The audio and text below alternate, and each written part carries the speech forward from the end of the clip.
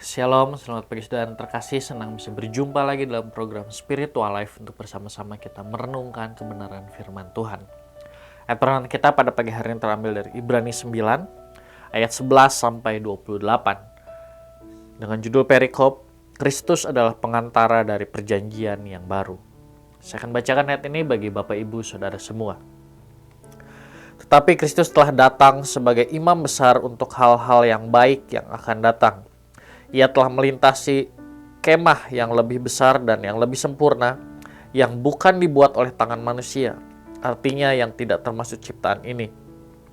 Dan ia telah masuk satu kali untuk selama-lamanya ke dalam tempat yang kudus, bukan dengan membawa darah domba jantan dan darah anak lembu, tetapi dengan membawa darahnya sendiri.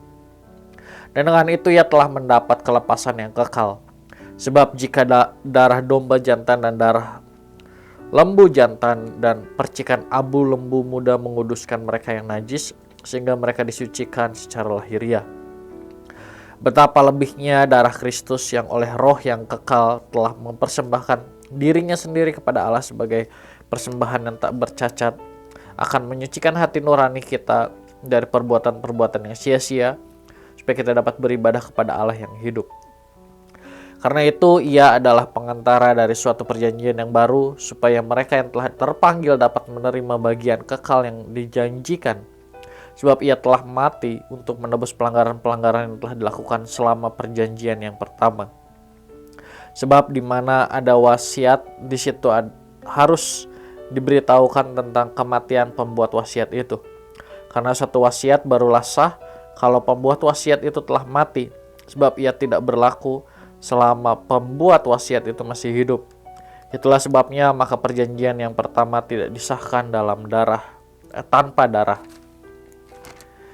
Sebab sesudah Musa memberitahukan semua perintah hukum Taurat kepada seluruh umat, ia mengambil darah anak lembu dan darah domba jantan serta air dan bulu merah dan hisop, lalu memercikan kitab itu sendiri dan seluruh umat, sambil berkata, inilah darah perjanjian yang ditetapkan Allah bagi kamu.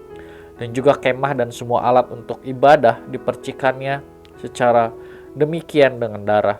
Dan hampir segala sesuatu disucikan menurut hukum Taurat dengan darah, dan tanpa penumpahan darah tidak ada pengampunan.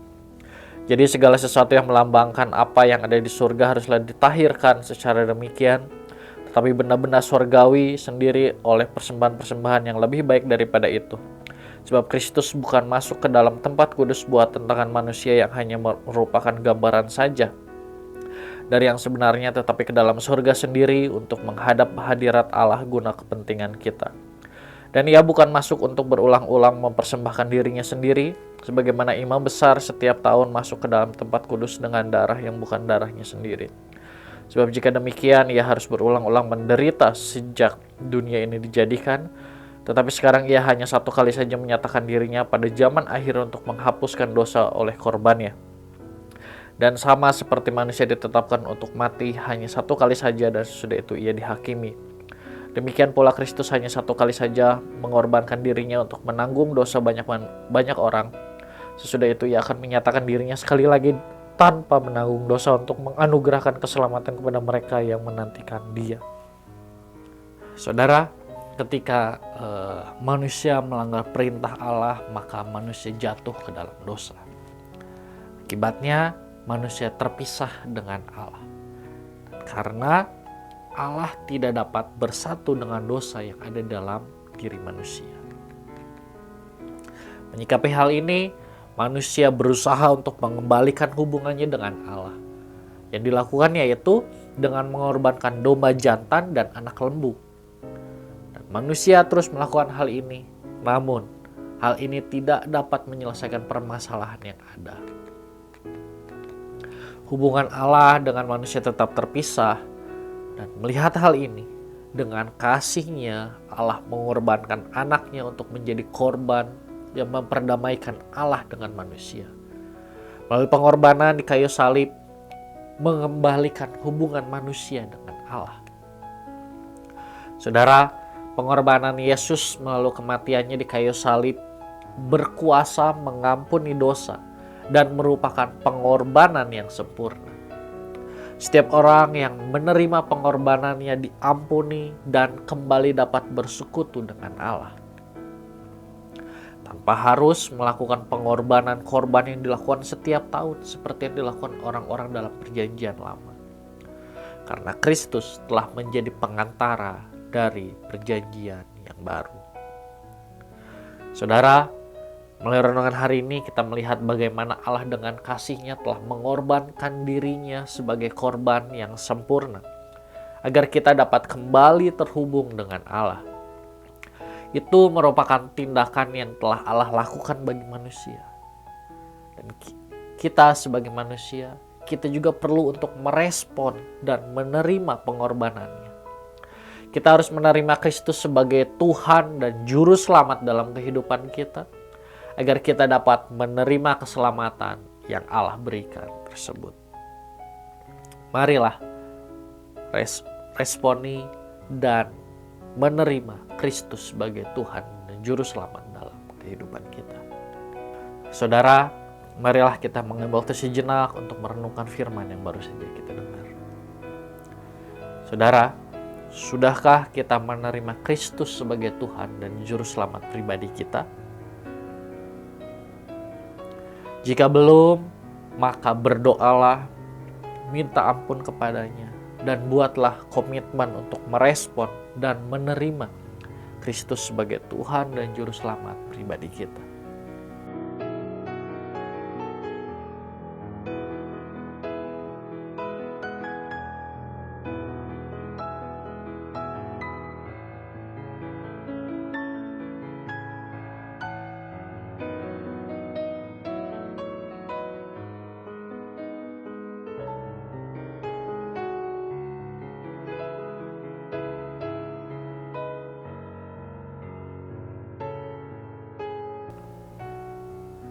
Demikian renungan kita pada pagi hari ini. Mari kita bersatu dalam doa. Tuhan, terima kasih buat firman Tuhan yang kembali datang pada setiap kami.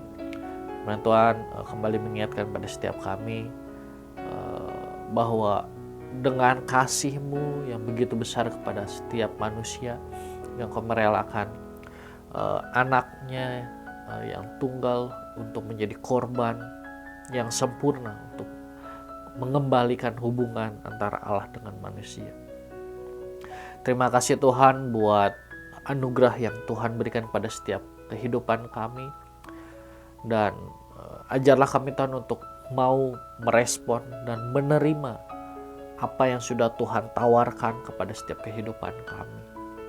Ampuni kami kalau mungkin selama ini kami masih belum mau merespon dan kami mungkin masih belum juga mau menerima pengorbanan-Mu di atas kayu salib. Kami belum mau menerima Engkau atau menjadikan Engkau sebagai Tuhan dan Juru Selamat dalam kehidupan kami. Ampuni kami Tuhan.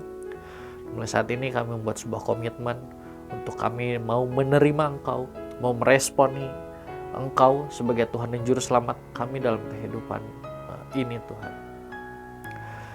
Kami juga berdoa menyerahkan seluruh aktivitas kami hari ini hanya ke dalam tangan-Mu. Hanya di dalam nama-Mu kami berucap syukur. Haleluya. Amin. Selamat pagi, selamat beraktivitas. Tuhan Yesus memberkati.